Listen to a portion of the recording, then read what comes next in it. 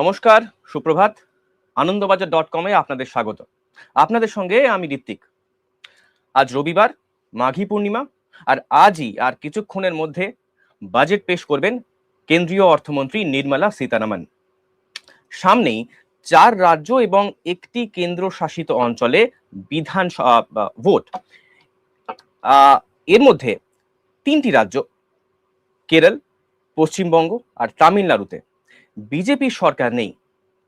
তাহলে এবারের বাজেট কি খানিকটা জনমোহিনী হবে? বাজেট হবে কি ভোটমুখী? কারণ গত বছর ঠিক একইভাবে বিহার বিধানসভার ভোট ছিল। তাই গত 2025 সালের বাজেটে বিহারের জন্য একগুচ্ছ প্রকল্পের কথা ঘোষণা করেছিলেন কেন্দ্রীয় অর্থমন্ত্রী। এবার কি তাহলে এই 3 রাজ্য যেখানে বিজেপি সরকার নেই, এই 3 রাজ্যের ওপর আলাদা করে নজর থাকবে? আপনি কি মনে করেন? আমাদের এই আলোচনায় অংশগ্রহণ করতে পারেন আপনিও। তার জন্য আমাদের কমেন্ট সেকশন খোলা রয়েছে। আপনার প্রশ্ন, আপনার মতামত অবশ্যই জানান সেখানে। এবারের বাজেটে যে বিষয়গুলোর দিকে নজর থাকবে তার মধ্যে একটি গুরুত্বপূর্ণ প্রসঙ্গ হলো ডলারের নিরিখে আমাদের টাকার দামের পতন। বিগত কিছুদিন ধরেই দেখা যাচ্ছে টাকা 90-এর ঘরে ঘোরাফেরা করছে। ইতিমধ্যে আমরা দেখতে পাচ্ছি যে কেন্দ্রীয় অর্থমন্ত্রী সংসদ কক্ষে বক্তৃতা শুরু করে দিয়েছেন। চলুন দেখে নেওয়া যাক ঠিক তিনি কি বলছেন। Volume 2 annexures of the 16th Finance Commission. Number 3, explanatory memorandum as to the action taken on the recommendations contained in the above report. Item number 2, माननीय वित्त मंत्री Nirmala Sitharaman ji.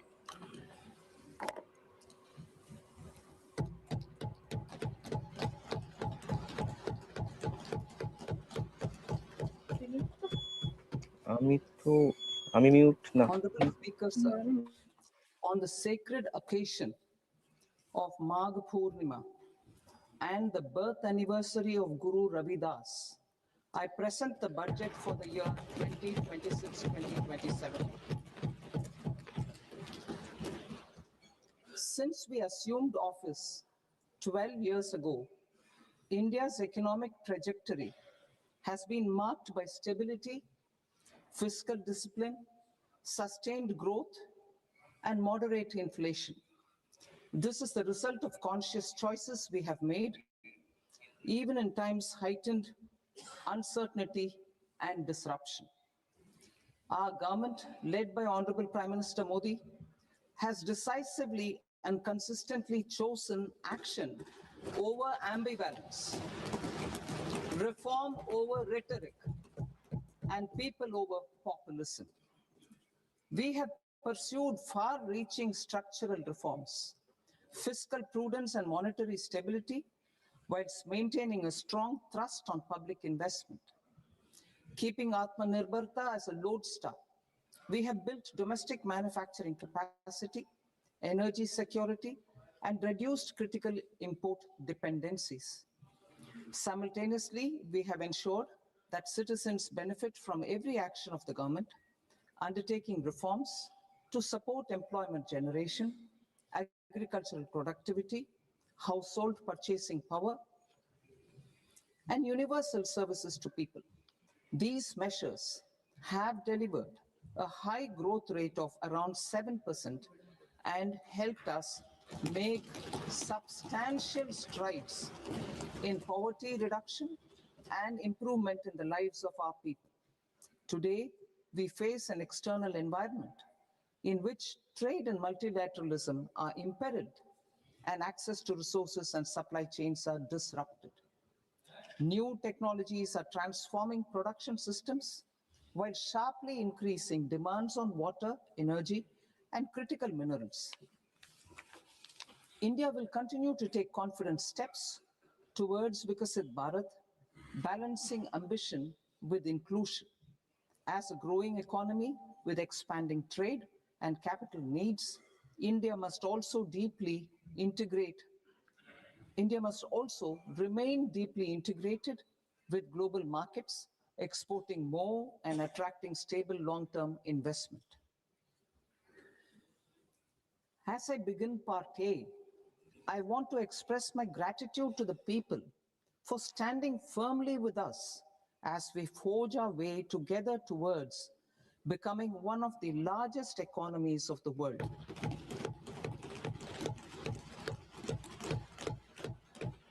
Our aim is to transform aspiration into achievement and potential into performance as we ensure that the dividends of growth reach every farmer, the scheduled caste, the scheduled tribes, the nomads, the youth, the poor, and the women.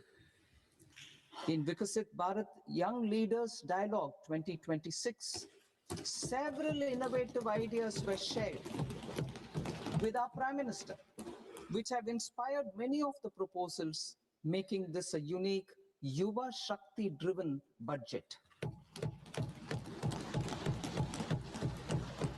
Our government's sankalp is to focus on our poor, underprivileged, and the disadvantaged. To deliver on this sankalp, and given that this is the first budget prepared in Kartavya Bhavan, we are inspired by three Kartavya.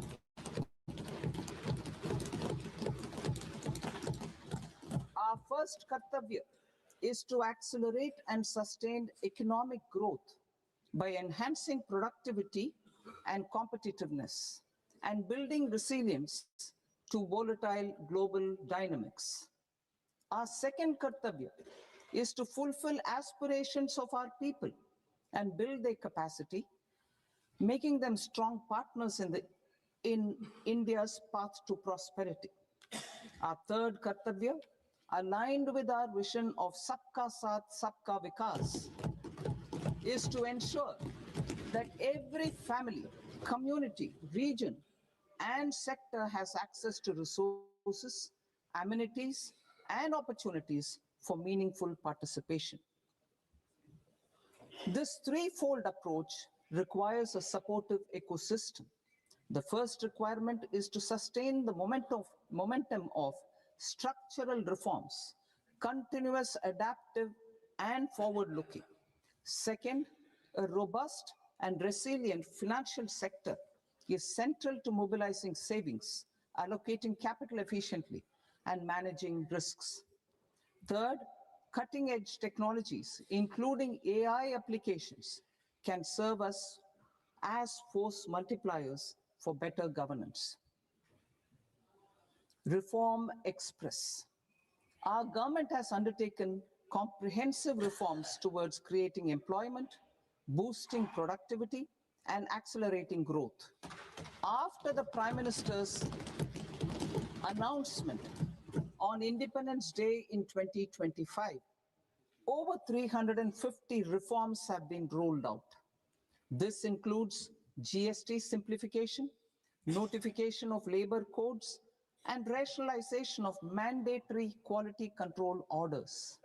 High-level committees have been formed, and in parallel, the central government is working with the state governments on deregulation and reducing compliance requirements. The Reform Express is well on its way and will maintain its momentum to help us fulfill our Kartavya. I now move to specific proposals. Under our first Kartavya, to accelerate and sustain economic growth, I propose interventions in 6 areas. 1. Scaling up manufacturing in 7 strategic and frontier sectors. 2. Rejuvenating legacy industrial sectors. 3. Creating champion MSMEs. 4. Delivering a powerful push for infrastructure. 5. Ensuring long-term security and stability. And 6. Developing city economic regions. Scaling up of manufacturing in 7 strategic and frontier sectors. Biopharma Shakti, meaning biopharma strategy for health advancement through knowledge technology, and innovation. India's disease burden is observed to be shifting towards non-communicable diseases like diabetes, cancer, and autoimmune disorders. Biologic medicines are key to longevity and quality of life at affordable costs. To, to develop India as a global biopharma manufacturing hub,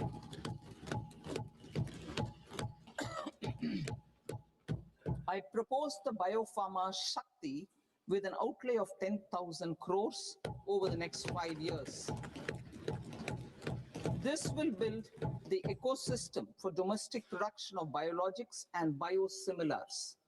The strategy will include a biopharma-focused network with 3 new national institutes of pharmaceutical education and research, popularly known as NIPERS, and upgrading 7 existing ones.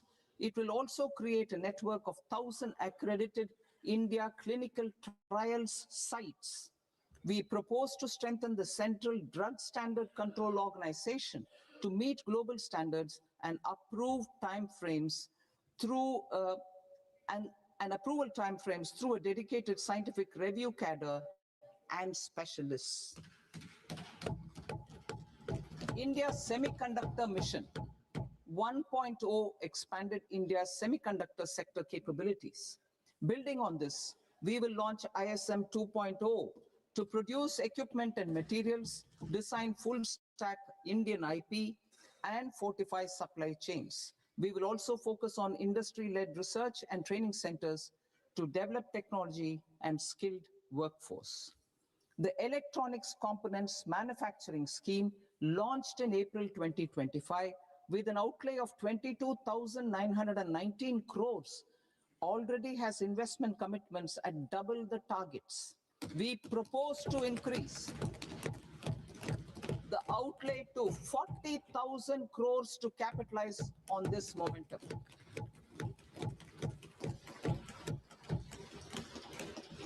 A scheme for rare earth permanent magnets was launched in 2025 November.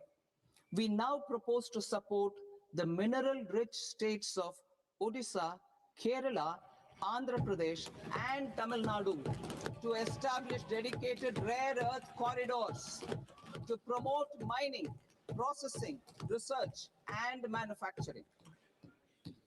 To enhance domestic chemical production and reduction import dependency and reduce import dependency, we will launch a scheme to support states in establishing 3 dedicated chemical parks through challenge route on a cluster-based plug-and-play model. Strong capital goods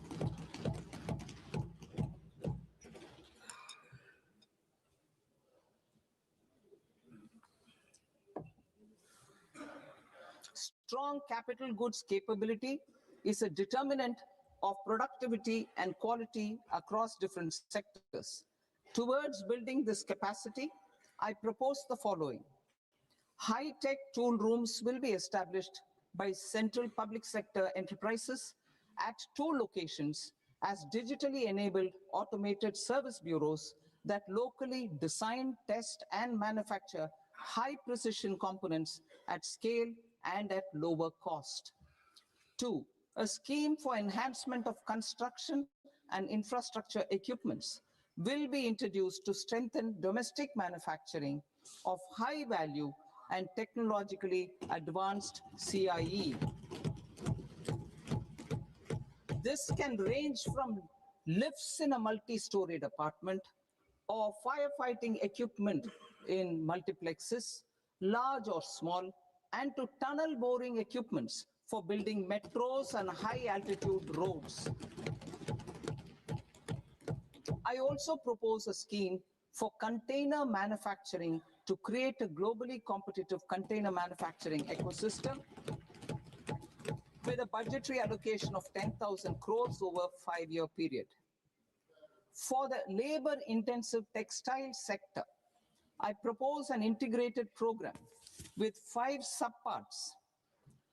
1, the National Fiber Scheme for Self-Reliance in Natural Fibers, such as silk, wool, and jute, man-made fibers, and new age fibers. Textile expansion and employment scheme to modernize traditional clusters with capital support for machinery, technology upgradation, and common testing and certification centers. 3. The National Handloom and Handicraft Program to integrate and strengthen existing schemes and ensure targeted support for weavers and artisans. Tex Eco Initiative to promote globally competitive and sustainable textiles and apparels. Samarth 2.0 to modernize the upgrade the textile skilling ecosystem through collaboration with industry and academic institutions. Further, I propose to set up mega textile parks in challenge mode. They can also focus on bringing value addition to technical textiles. I propose to launch the Mahatma Gandhi Gram Swaraj initiative to strengthen khadi, handloom, and handicrafts. This will help in global market linkage and branding. It will streamline and support training, skilling, quality of process, and production. This will benefit our weavers, village industries, one district, one product, ODOP initiative, and also our rural youth.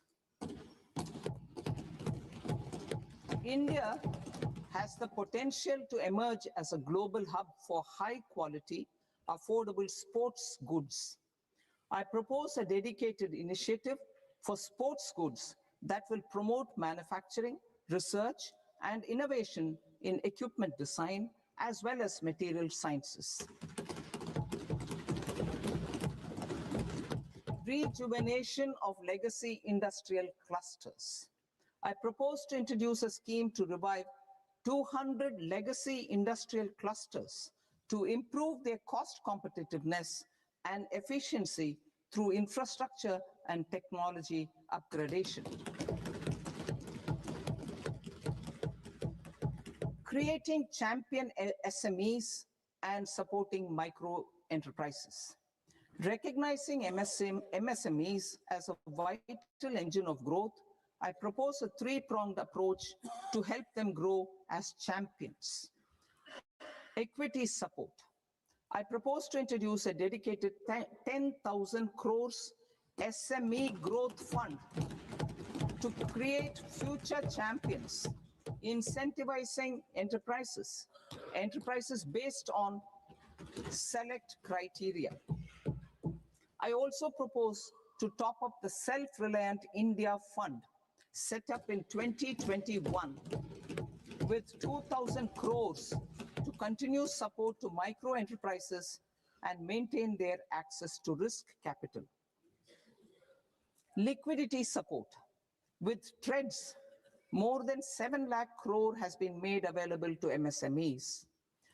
To leverage its full potential, I propose 4 measures. 1. Mandate TREADS as the transaction settlement platform for all purchases from MSMEs by CPSEs, serving as a benchmark for other corporates. 2. Introduce a credit guarantee support mechanism through CGTMSE for invoice discounting on TREADS platform. 3. Link GEM with TREADS for sharing information with financiers about government purchases from MSMEs, encouraging cheaper and quicker financing. 4. Introduce TREADS receivables as asset-backed securities, helping develop a secondary market, enhancing liquidity and settlement of transactions. Professional support. Government will facilitate professional institutions such as the ICAI, ICSI, ICMAI to design short-term modular courses and practical tools to develop a cadre of corporate mitras, especially in tier 2 and tier 3 towns. These accredited para-professionals will help MSMEs meet compliance requirements at affordable costs. Infrastructure. During this past decade, our government has undertaken several initiatives for large-scale enhancement of public infrastructure, including through new financing instruments such as Infrastructure Investment Trust in WITS and Real Estate Investment Trust REITs, and institutions like NIIF and NABFID. We shall continue to focus on developing infrastructure in cities with over 5 lakh population, that is tier 2, tier 3 cities, which have expanded to become growth centers. Public capital expenditure has increased manifold from 2 lakh crore in 2014-15 to an allocation of 11.2 lakh crore in BE 25-26. In this coming year, that is financial year 2026-27, I propose to increase it to 12.2 lakh crores to continue the momentum. To strengthen the confidence of private developers regarding risks during infrastructure development and construction phase, I propose to set up an infrastructure risk guarantee fund to provide prudentially calibrated partial credit guarantee to lenders. Over the years, REITs have emerged as a successful instrument for asset monetization. I propose to accelerate recycling of significant real estate assets of the CPSEs through the setting up of dedicated REITs. To promote environmentally sustainable movement of cargo, I propose to 1. Establish new dedicated freight corridors connecting Dankuni in the east to Surat in the west. Operationalize 20 new national waterways over the next 5 years. Starting with National Waterways 5 in Orissa to connect mineral-rich areas of Talcher and Angul and industrial centers like Kalinganagar to the ports of Paradip and Dhamra. Training institutes will be set up as regional centers of excellence for development of required manpower for these waterways. This will benefit youth in the entire stretch of the waterways to train and acquire skills. Further, a ship repair ecosystem catering to inland waterways will also be set up at Varanasi and Patna. And C, launch a coastal cargo promotion scheme for incentivizing a modal shift from rail to road to increase the share of inland waterways and coastal shipping from 6% to 12% by 2047. To enhance last mile and remote connectivity and promote tourism, I propose to give incentives to indigenize manufacturing of seaplanes. A seaplane VGF scheme will be also introduced to provide support for operations. Carbon capture, utilization, and storage. Aligning with the roadmap launched in December 2025, the carbon capture, utilization, and storage technologies at scale will achieve higher readiness and in end-use application across 5 industrial sectors, including power, steel, cement, refineries, and chemicals. An outlay of 20,000 crore is proposed over the next 5 years for this purpose. City economic regions. Cities are India's engines of growth, innovation, and opportunities. We shall now focus on tier 2, tier 3 cities, and even temple towns which need modern infrastructure and basic amenities. This budget aims to further amplify the potential of cities to deliver the economic power of agglomerations by mapping city economic regions based on their specific growth drivers.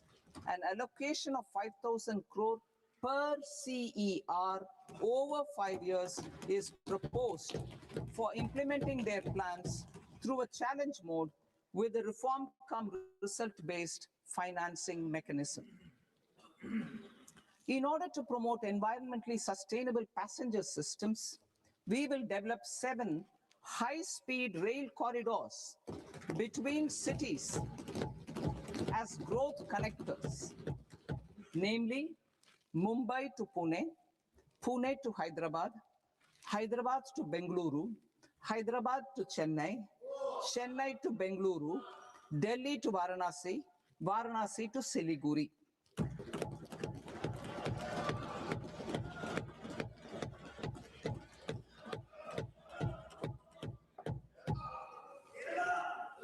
Financial sector. The Indian banking sector today is characterized by strong balance sheet, historic highs in profitability, improved asset quality, and coverage exceeding 98% of villages in the country. At this juncture, we are well placed to futuristically evaluate the measures needed to continue on the path of reform-led growth of this sector. I propose setting up a high-level committee on banking for Vikasit Bharat. High-level committee on banking for Vikasit Bharat to comprehensively review the sector and align it with India's next phase of growth, while safeguarding financial stability, inclusion, and consumer protection.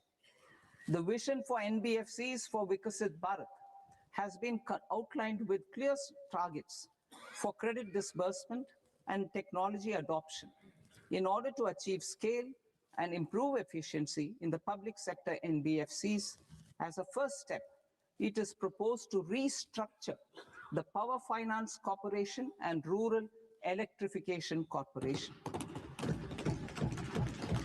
I propose a comprehensive review of the foreign exchange management non-debt instruments rules to create a more contemporary, user-friendly framework for foreign investments consistent with India's evolving economic priorities. Corporate bond market. I propose to introduce a market-making framework with suitable access to funds and derivatives on corporate bond indices. I also propose to introduce total return swaps on corporate bonds. Municipal bonds. To encourage the issuance of municipal bonds of higher value by larger cities, I propose an incentive of 100 crore rupees for a single bond issuance. 100 crore rupees for a single bond issuance of more than 1,000 crore. The current scheme under Amrit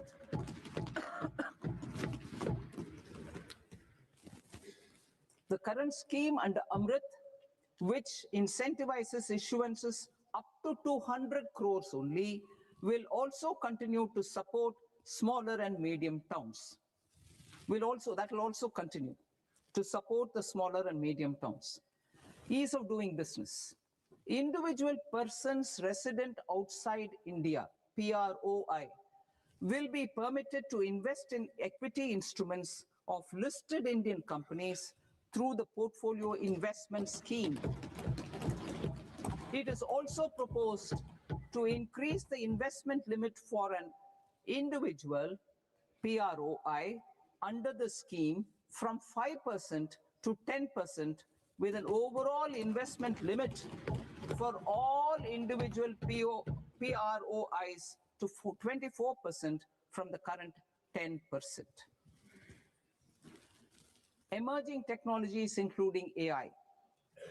21st century is technology driven. Adoption of technology is for the benefit of all people.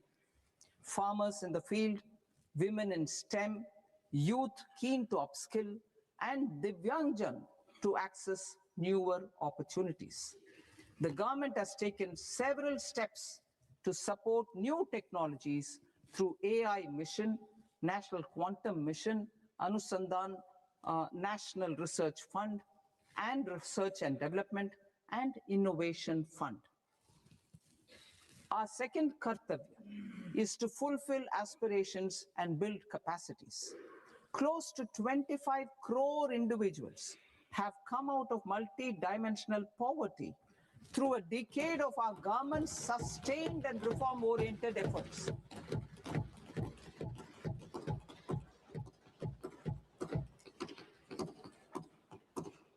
Our government has therefore decided to place a renewed emphasis on the service sector to provide a pathway to fulfilling aspirations of a youthful India with the following measures. I propose to set up a high-powered education to employment and enterprises standing committee to recommend measures that focus on services sector as a core driver of Vikasit Bharat. This will make us a global leader in services with a 10% global share by 2047.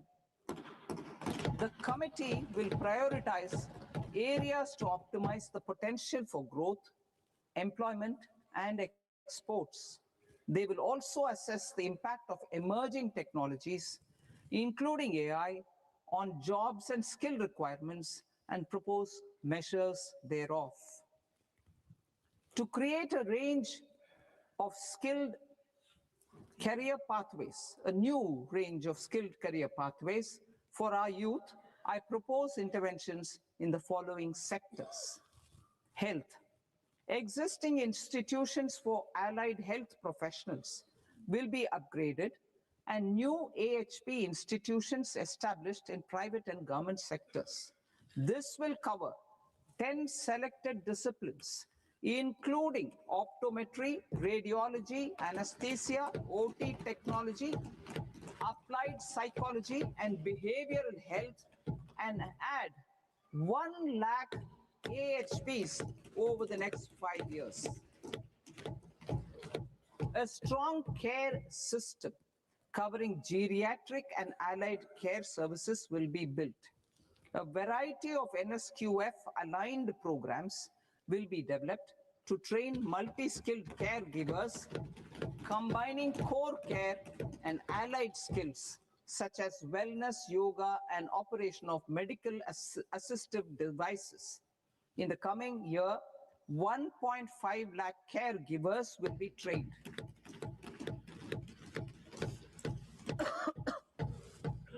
Hubs for medical value tourism. To promote India as a hub for medical tourism services, I propose to launch a scheme to support states in establishing 5 regional medical hubs in partnership with the private sector. These hubs will serve as integrated healthcare complexes that combine medical, educational, and research facilities. They will have Ayush centers, medical value tourism facilitation centers, and infrastructure for diagnostics, post-care, and rehabilitation. These hubs will provide diverse opportunities, job opportunities for health professionals, including doctors and AHPs. Ancient Indian yoga, already respected in several parts of the world, was given a mass global recognition when Honorable Prime Minister took it to the UN. Post-COVID, Ayurveda gained a similar global acceptance and recognition. Exporting quality Ayurveda products helps farmers who grow the herbs and youth who process the products. To meet growing global demand, a few more steps are being taken. I propose to, 1, set up 3 new All India Institutes of Ayurveda. 2, upgrade Ayush pharmacies and drug testing labs for higher standards of certification ecosystem and make available more skilled personnel.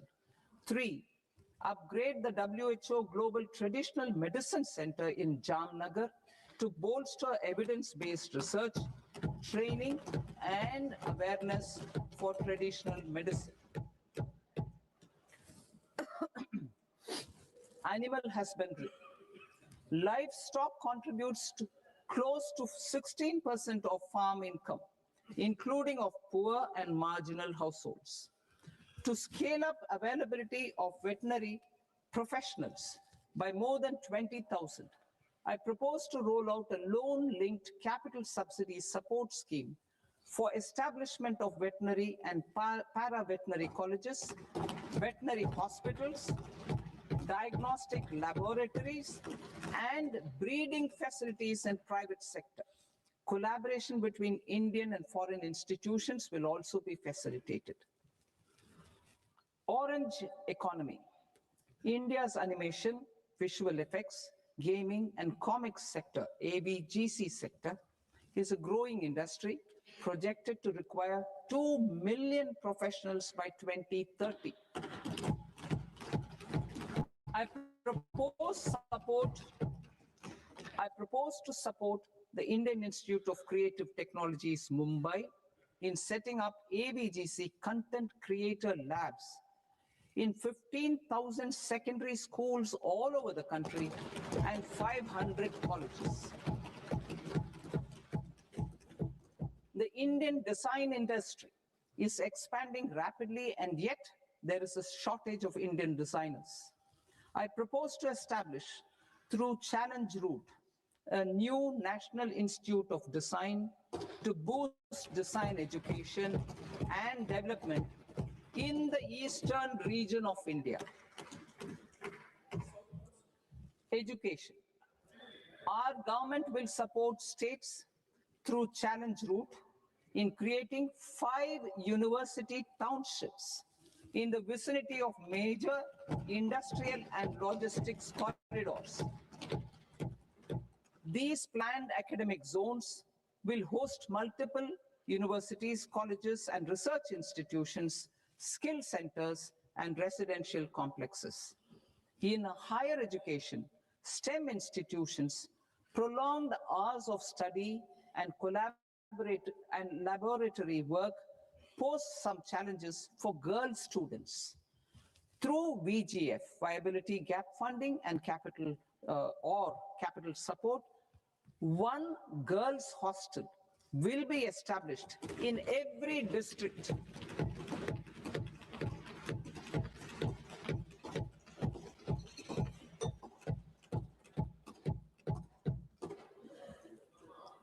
To promote astrophysics and astronomy via immersive experiences. 4 telescope infrastructure facilities will be set up or upgraded. The National Large Solar Telescope, the National Large Optical Infrared Telescope, the Himalayan Chandra Telescope, and the Cosmos 2 Planetarium. Tourism. The tourism sector has the potential to play a large role in the employment generation, forex earnings, and expanding the local economy. I propose to set up a National Institute of Hospitality by upgrading the existing National Council for Hotel Management and Catering Technology. It will function as a bridge between academia, industry, and government.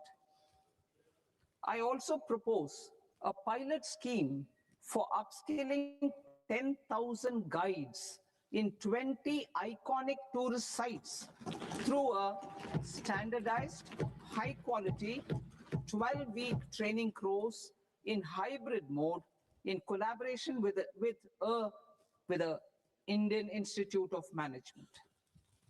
A national destination digital knowledge grid will be established to digitally document all places of significance, cultural, spiritual, and heritage. This initiative will create a new ecosystem of jobs for local researchers, historians, content creators, and technology partners. India has the potential and opportunity to offer world-class trekking and hiking experience. We will develop ecologically sustainable mountain trails in Himachal Pradesh, Uttarakhand, and Jammu Kashmir. Also in Araku Valley in the Eastern Ghats and Podigai Malai in the Western Ghats. Turtle trails along key nesting sites in the coastal areas of Odisha, Karnataka, and Kerala. And 3, bird watching trails along the Pulikat Lake in Andhra Pradesh, Tamil Nadu. It's on the border. Under the visionary leadership of Honorable Prime Minister, we established the International Big Cat Alliance in 2024. This year, India is hosting the first ever Global Big Cat Summit, where heads of governments and ministers from 95 range countries will deliberate on collective strategies for conservation. Heritage and culture tourism. I propose to develop 15 archaeological sites, including Lothal, Dolavira, Rakigadi, Adichanallur, Saranath, Hastinapur, and Leh Palace into vibrant experiential cultural destinations. Excavated landscapes will be open to the public through curated walkways. Immersive storytelling skills and technologies will be introduced to help conservation labs, interpretation centers, and guides. The sports sector provides multiple means of employment, skilling, and job opportunities. Taking forward the systematic nurturing of sports talent, which is set in motion through the Khelo India program earlier, I propose to launch a Khelo India mission to transform the sports sector over the next decade. The mission will facilitate an integrated talent development pathway supported by training centers, which are foundational, intermediate, and elite levels. B, systematic development of coaches and support staff. C, integration of sports science and technology. D, competitions and leagues to promote sports culture and provide platforms. And E, development of sports infrastructure for training and competition. Our third Kartavya aligns with our vision of Sabka Saath, Sabka Vikas towards Vikasit Bharat. This requires targeted efforts for 1, increasing farmer incomes through productivity enhancement and entrepreneurship, with special attention to small and marginal farmers. B, empowering Divyang Jan through access to livelihood opportunities, training, and high-quality assistive devices. C, empowering the vulnerable to access mental health and trauma care. D, focus on the Purvodaya states and the Northeast region to accelerate development and employment opportunities. Fisheries. We will undertake initiatives for integrated development of 500 reservoirs and Amrit Sarovars. 2, strengthen the fisheries value chain in coastal areas and enable market linkages involving startups and women-led groups together with fish farmer producer organizations. Animal husbandry. To provide quality employment opportunities in rural and peri-urban areas, we will support the animal husbandry sector in entrepreneurship development through A, credit-linked subsidy program, B, scaling up and modernization of livestock enterprises, C, enhanced creation of livestock, dairy, and poultry. I'll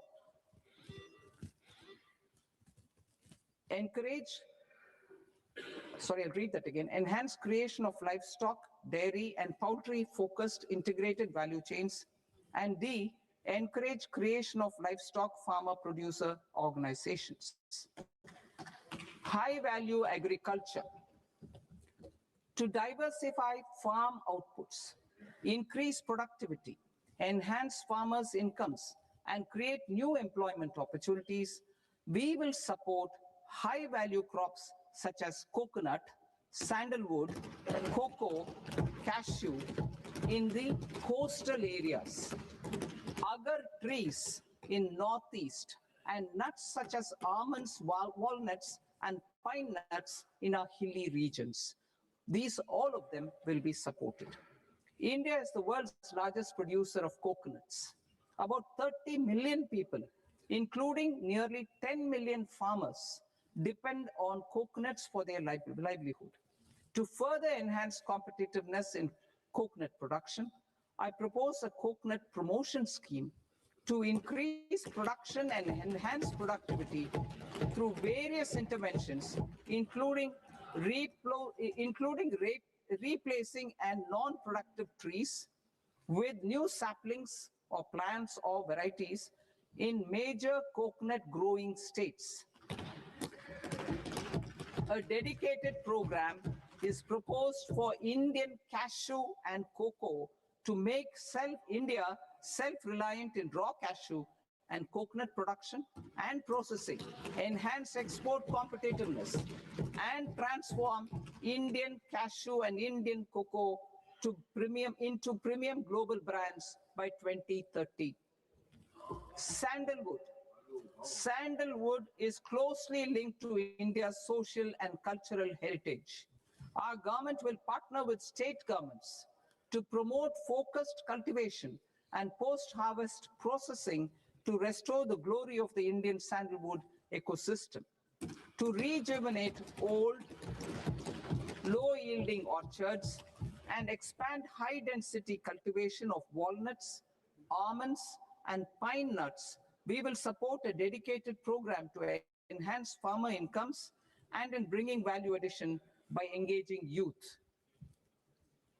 Bharat Vistar, that is virtually integrated system to access agricultural resources. I propose to launch Bharat Vistar, a multilingual AI tool that shall integrate the AgriStack portals and the ICAR package on agricultural practices with AI systems. This will enhance farm productivity, enable better decisions for farmers, and reduce risk by providing customized advisory support. She Marts for rural women-led enterprises. Building on the success of Lakpati Didi program, I propose to help women take the next step from credit-linked livelihoods to being owners of enterprises. Self-help entrepreneur, She Marts will be set up as community-owned retail outlets within the cluster-level federations through enhanced and innovative financing instruments. Empowering Divyangjan. Divyangjan Kaushal Yojana. Information technology, AVGC sectors, hospitality and food and beverages sectors often offer task-oriented and process-driven roles which are suitable for Divyangjan. We will ensure dignified livelihood opportunities through industry-relevant and customized training specific to each Divyangjan group. Divyang Sahara Yojana.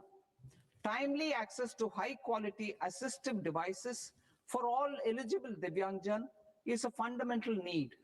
I propose to 1. Support the Artificial Limbs Manufacturing Corporation of India, ALIMCO, to set up and to scale up production of assistive devices, invest in R&D and AI integration, strengthen PM Divyasha Kendras, and support setting up of assistive technology marts as modern retail style centers where Divyangjan and senior citizens can see, try, and purchase assistive products.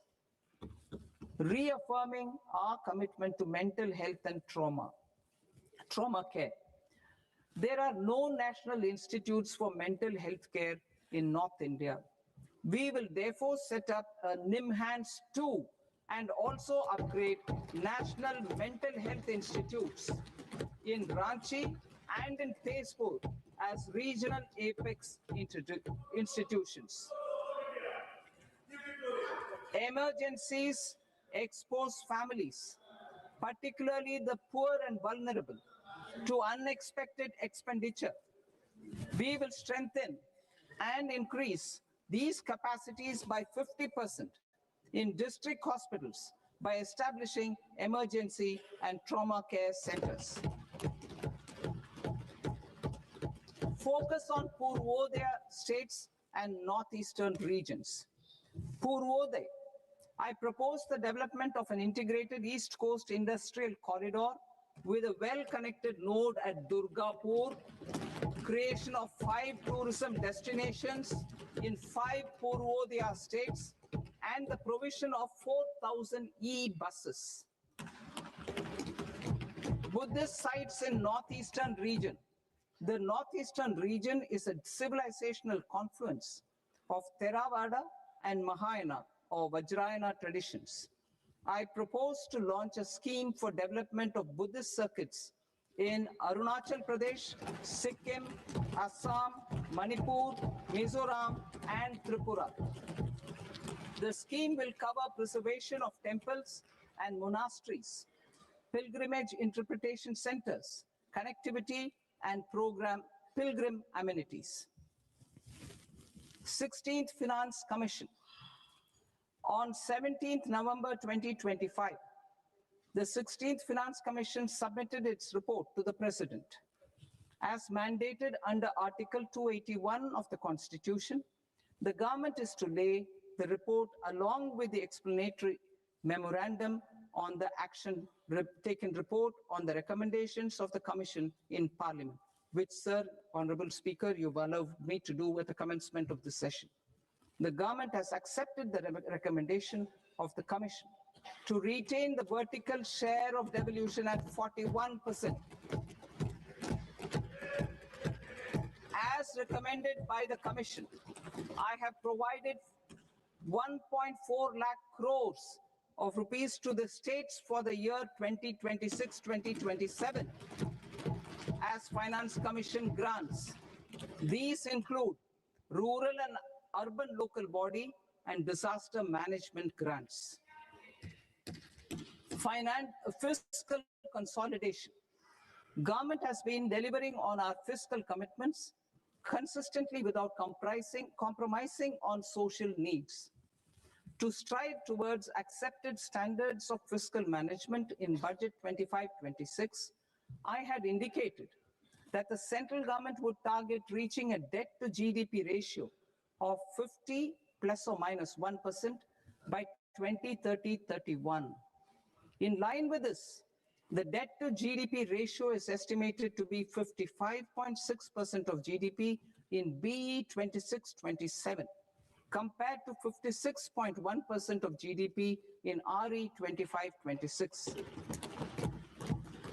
A declining debt to GDP ratio will gradually free up resources for priority sector lending and expenditure by reducing the outgo on interest payments.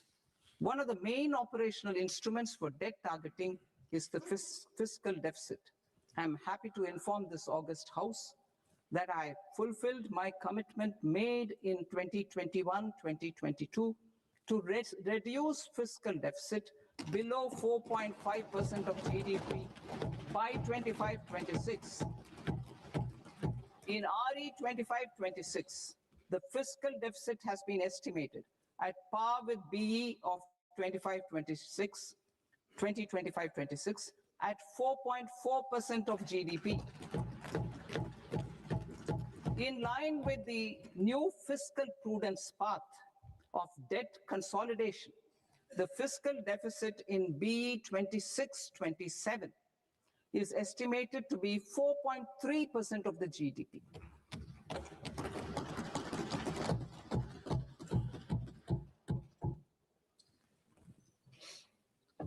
The revised estimates of the non-debt receipts are 34 lakh crore rupees, of which the centre's net tax receipts are 26.7 lakh crore.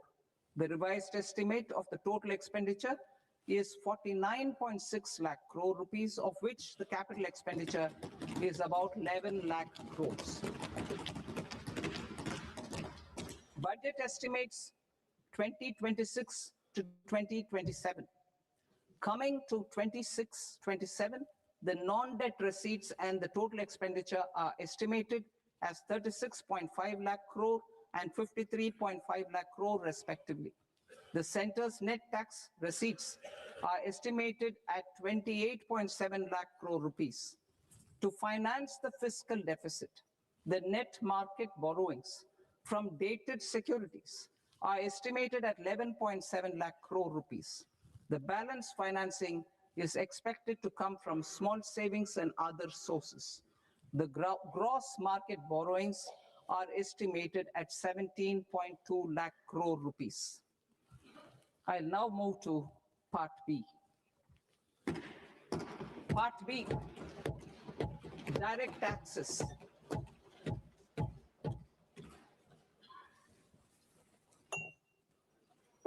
Honorable Speaker, sir, I now present my proposals on direct taxes.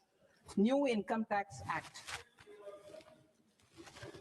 In July 2024, I announced a comprehensive review of the Income Tax Act 1961. This was completed in a record time, and the Income Tax Act 2025 will come into effect from 1st April 2026. The simplified income tax rules and forms will be notified shortly, giving adequate time to taxpayers to acquaint themselves with its requirements. The forms have been redesigned such that ordinary citizens can comply without difficulty. Ease of living. I propose that any interest awarded by the Motor Accident Claims Tribunal to a natural person will be exempt from income tax, and any TDS on this account will be done away with. I propose to reduce TCS rate on the sale of overseas tour program package from the current 5% and 20% to 2% without any stipulation of amount. I propose to reduce TCS rate for pursuing education and for medical purposes under the Liberalized Remittance Scheme, popularly known as LRS, from 5% to 2%. Supply of manpower services is proposed to be specifically brought within the ambit of payment to contractors for the purpose of TDS to avoid ambiguity. Thus, TDS on these services will be at the rate of either 1% or 2% only. I propose a scheme for small taxpayers, wherein a rule-based automated process will enable obtaining a lower or nil deduction certificate instead of filing an application with the assessing officer. For the ease of taxpayer holding securities in multiple companies, I propose to enable depositories to accept Form 15G or Form 15H from the investor and provide it directly to various relevant companies. I propose to extend time available for revising returns from 31st December to up to 31st March with the payment of a nominal fee. I also propose to stagger the timeline for filing of tax returns. Individuals with ITR 1 and ITR 2 returns will continue to file till 31st July, and non-audit business cases or trusts are proposed to be allowed time till 31st August. TDS on sale of immovable property by a non-resident is proposed to be deducted and deposited through resident buyers and his or her PAN-based challan instead of requiring a TAN, which is a temporary accounting number. To address practical issues of small taxpayers like students, young professionals, tech employees, relocated NRIs, and such others, I propose to introduce a one-time 6-month foreign asset disclosure scheme for these taxpayers to disclose income or assets below a certain size. This scheme would be applicable for two categories of taxpayers, namely A, who did not disclose their overseas income or assets, and B, who disclosed their overseas income and or paid due tax but could not declare the asset acquired. For category A, the limit of undisclosed income or asset is proposed to be up to 1 crore rupees.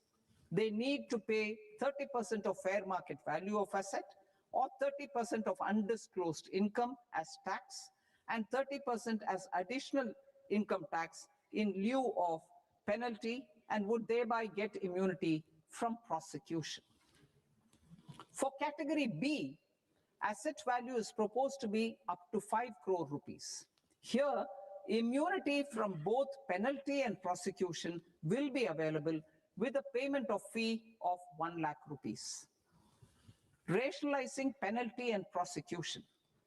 Multiplicity of proceedings are hindrance to the ease of doing business. I propose to integrate assessment and penalty proceedings by way of a common order for both. There will be no interest liability on the taxpayer on the penalty amount for the period of appeal before the first appellate authority, irrespective of the outcome of appeal process. Further, quantum of prepayment is being reduced from 20% to 10% and will continue to be calculated only on core tax demand. As an additional measure for reducing litigation, I propose to allow taxpayers to update their returns even after reassessment proceedings have been initiated and an additional 10% tax rate over and above the rate applicable for the relevant year. The assessing officer will then use only this updated return in his proceedings. There is already a framework for immunity from penalty and prosecution in the cases of underreporting. I propose to apply this framework for immunity to misreporting too. However, in such a case, the taxpayer will need to pay 100% of the tax amount as an additional income tax over and above the tax and interest due.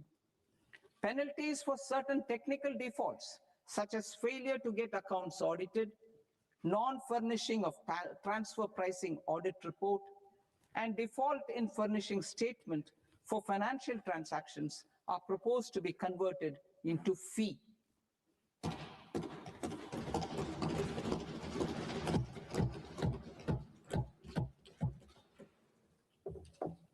I propose to rationalize prosecution framework under Income Tax Act while maintaining a careful balance for deterrence in some serious offense. Non-production of books of account and documents and requirement of TDS payment where payment is made in kind are being decriminalized. Further, minor offenses will attract fine only. The remaining prosecutions will be graded commensurate with the quantum of offense. They will entail only simple imprisonment with maximum imprisonment reduced to 2 years and power to courts to convert even those into fines. There is no penalty. There's no penalty presently for non-disclosure of non-immovable foreign assets with aggregate value less than 20 lakh rupees.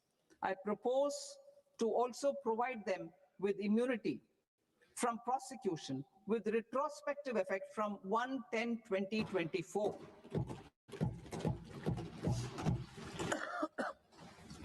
Cooperatives. Deduction is already allowed to a primary cooperative society engaged in supplying milk, oilseeds, fruits or vegetables raised or grown by its members. I propose to extend this deduction to also include supply of cattle feed and cotton seed produced by its members. I propose to allow inter-cooperative society dividend income as deduction under the new tax regime to the extent it is further distributed to its members. I further propose to allow exemption for a period of 3 years to dividend income received by a notified national cooperative federation on their investments made in companies up to 31/1/2026. This exemption would be allowed only for dividends further distributed to its member cooperatives. Supporting IT sector as India's growth engine. India is a global leader in software development services, IT-enabled services, knowledge process outsourcing services, and contract R&D services relating to software development. These businesses and their segments are quite interconnected with each other. All these services are proposed to be clubbed under a single category of information technology services with a common safe harbor margin of 15.5% applicable to all. The threshold for availing safe harbor for IT services is being enhanced substantially from 300 crore rupees to 2,000 crore rupees.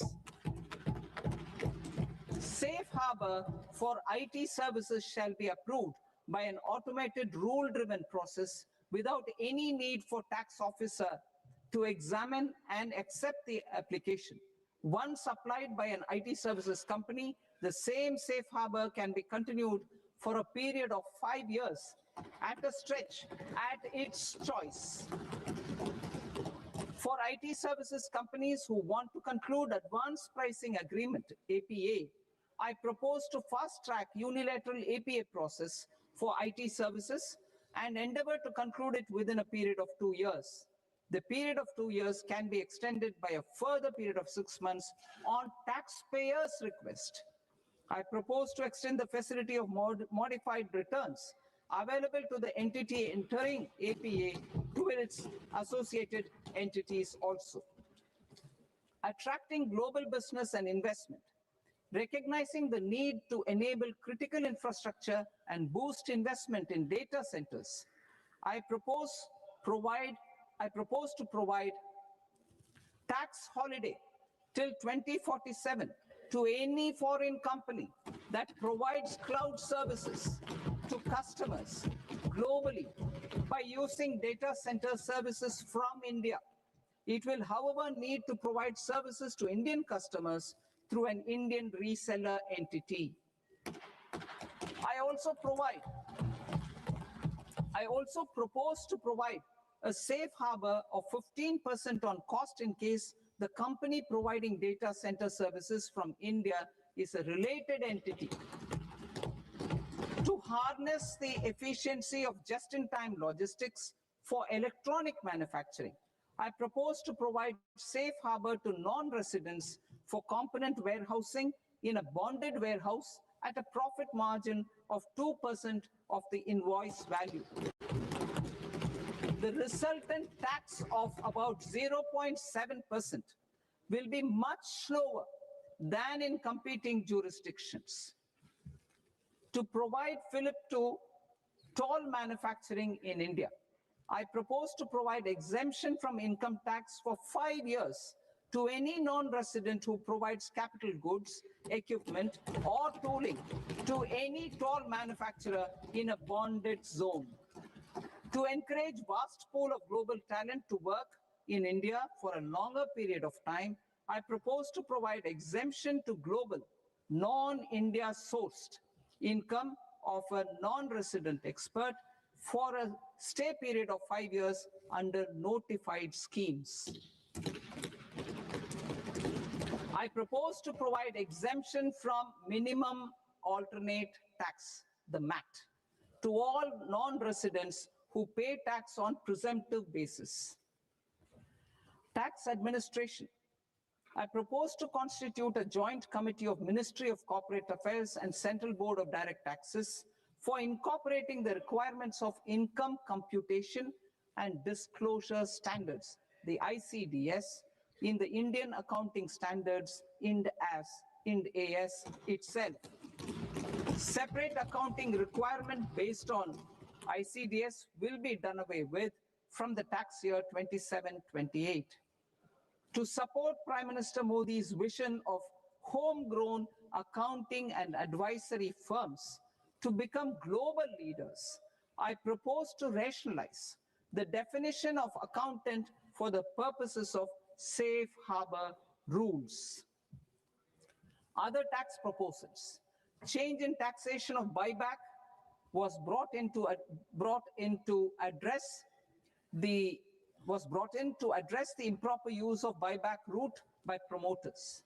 In the interest of minority shareholders, I propose to tax buyback for all types of shareholders as capital gains. However, to disincentivize misuse of tax arbitrage, promoters will pay an additional buyback tax. This will make effective tax 22% for corporate promoters.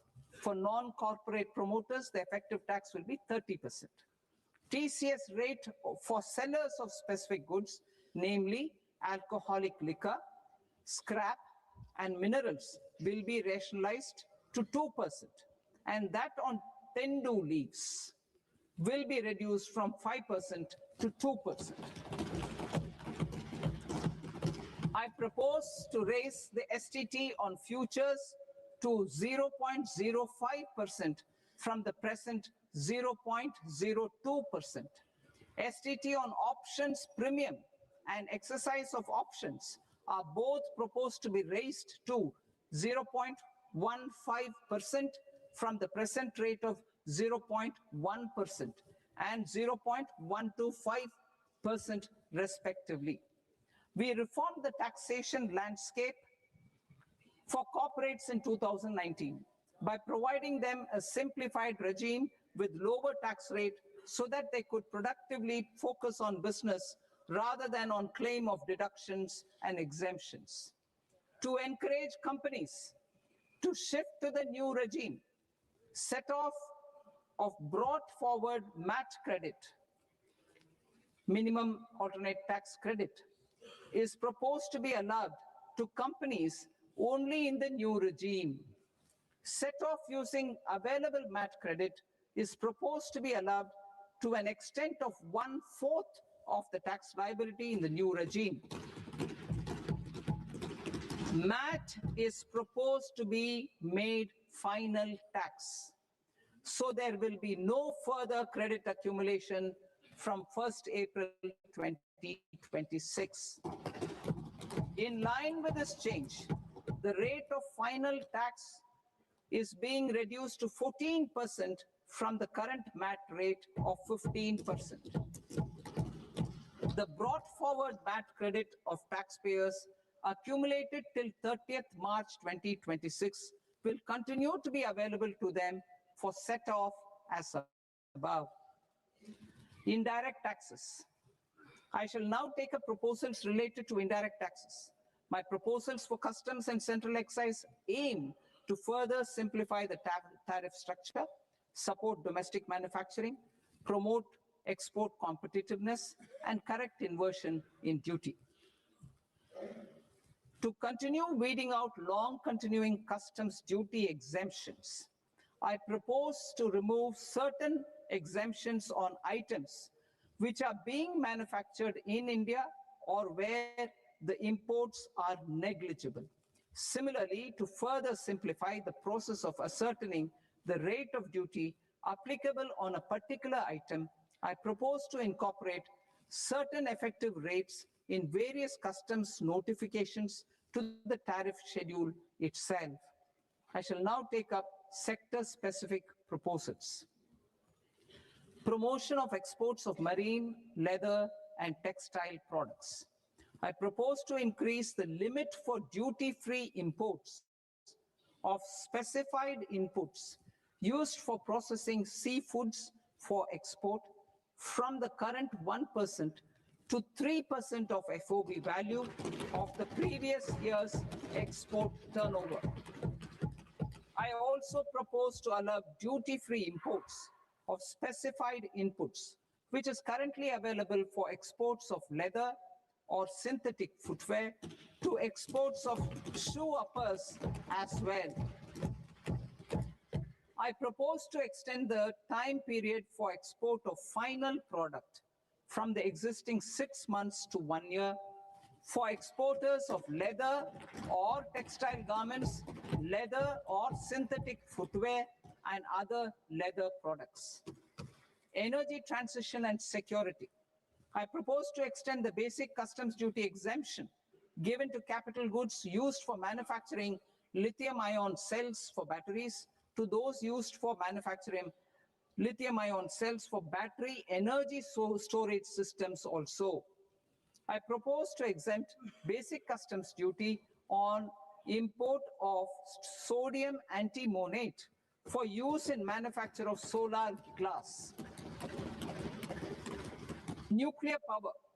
I propose to extend the existing basic customs duty exemption on imports of goods required for nuclear power projects till the year 2035 and expand it for all nuclear plants irrespective of their capacity. Critical minerals. It is proposed to provide basic customs duty exemption to the import of capital goods required for the processing of critical minerals in India. Biogas blended CNG. I propose to exclude the entire value of biogas while calculating the central excise duty payable on biogas blended CNG. Civil and defense aviation. I propose to exempt basic customs duty on components and parts required for the manufacture of civilian training and other aircrafts. It is proposed to exempt basic customs duty on raw materials imported for the manufacture of parts of or overall requirements by units in the defense sector. Electronics. To deepen value addition in the consumer electronics sector, I propose to exempt basic customs duty on specified parts used in the manufacture of microwave ovens. Special economic zone. To address the concerns arising about utilization of capacity by manufacturing units in the special economic zones due to global trade disruptions, I propose as a special one-time measure to facilitate sales by eligible manufacturing units in SEZs to the domestic tariff area at concessional rates of duty. The quantity of such sales will be limited to a prescribed proportion of their exports. Necessary regulatory changes will be undertaken to operationalize the measures while ensuring level playing field for the units working in the DTA. Ease of living. To rationalize the customs duty structure for goods imported for personal use, I propose to reduce the tariff rate on all dutiable goods imported for personal use from 20% to 10%.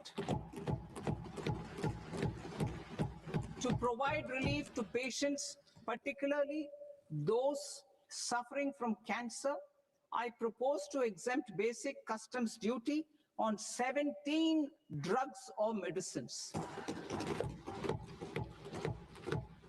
I propose also to add 7 more rare diseases for the purposes of exempting import duties on personal imports of drugs, medicines, and food for special medical purposes used in their treatment. Customs process. India's role and share in the global trade is poised for a major leap in line with our ambition and journey towards Viksit Bharat. In this regard, I propose many measures for custom processes to have minimal intervention for smoother and faster movement of goods and greater certainty to the trade. Trust-based systems. I propose to enhance duty deferral period for Tier 2 and Tier 3 authorized economic operators, known as AEOs, from 15 days to 30 days. I propose to provide eligible manufacturer importers the same duty deferral facility. This should encourage them to get themselves accredited as a full-fledged Tier 3 AEO in due course. To provide greater certainty and for better business planning, I propose to extend validity period of advance ruling binding on customs from the present 3 years to 5 years. In the spirit of the whole of government approach,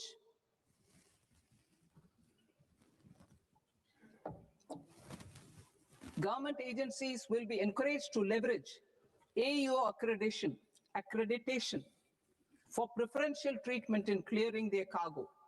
Regular importers with trusted long-standing supply chains will be recognized in the risk system so that the need for verification of their cargo every time can be minimized.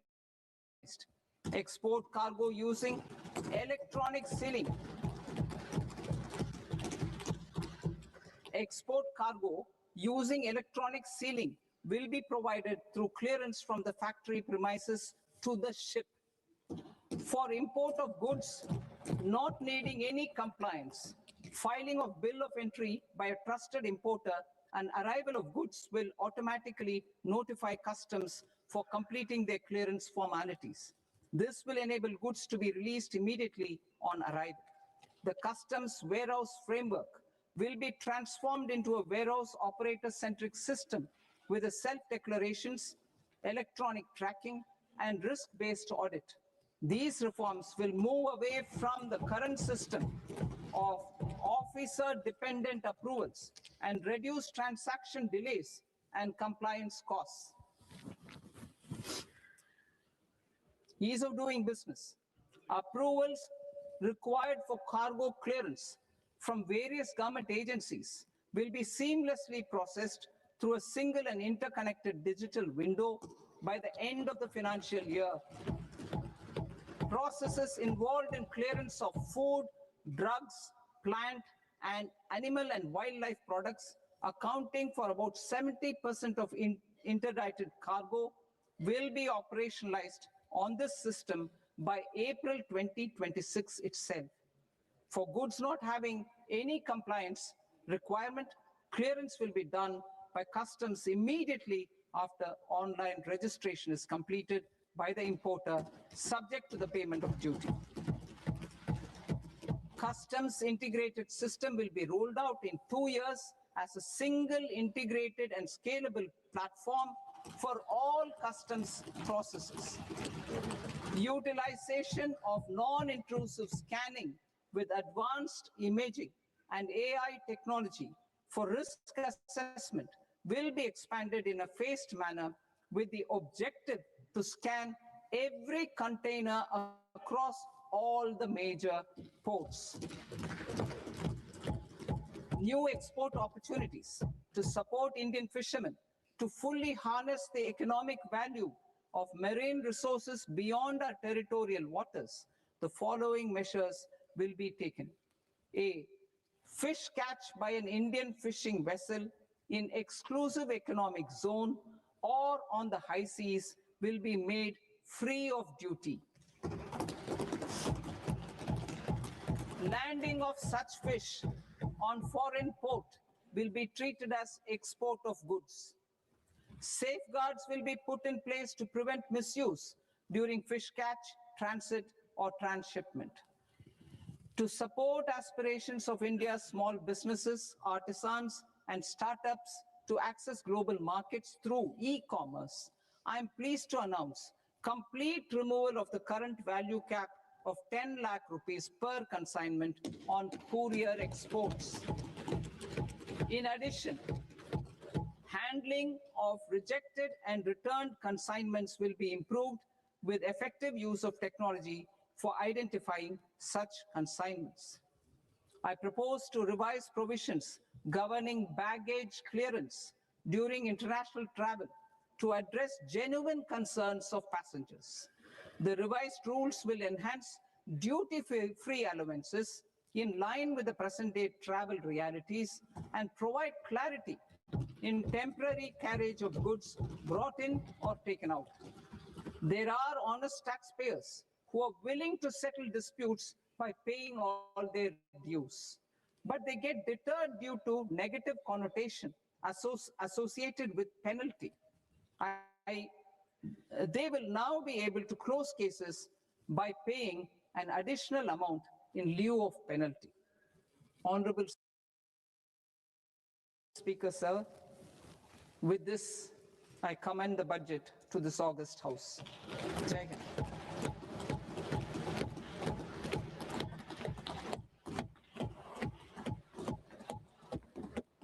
One and a half hours. Item number 3 माननीय वित्त मंत्री जी।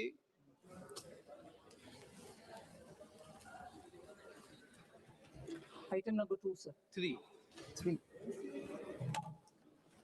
Sir, with your permission, I rise to lay on the table of the following statements under Section 3, 1 of the Fiscal Responsibility and Budget Management Act of 2003, medium-term fiscal policy cum fiscal policy strategy statement, and macroeconomic framework statement. Item number 4 माननीय वित्त मंत्री जी। Sir, with your permission, I move for leave to introduce the Finance Bill 2026. प्रश्न ये कि विधेयक को पुनर्स्थापित करने की अनुमति प्रदान की जाए। जो सदस्य इस पक्ष में हाँ गए, जो सदस्य विरोध में ना गए, मेरे विचार में निर्णय हाँ वालों के पक्ष में, हाँ वालों के पक्ष में अनुमति प्रदान की जाती है। माननीय मंत्री जी, अब विधेयक पुनर्स्थापित करें। Sir, I introduce the bill. माननीय सदस्य, आपको सूचित किया जाता है हाँ। कि माननीय मंत्री जी के बजट भाषण की कॉपी पब्लिकेशन काउंटर पर ली जाती है। बजट भाषण और बजट से संबंधित दस्तावेज आपके मोबाइल फोन और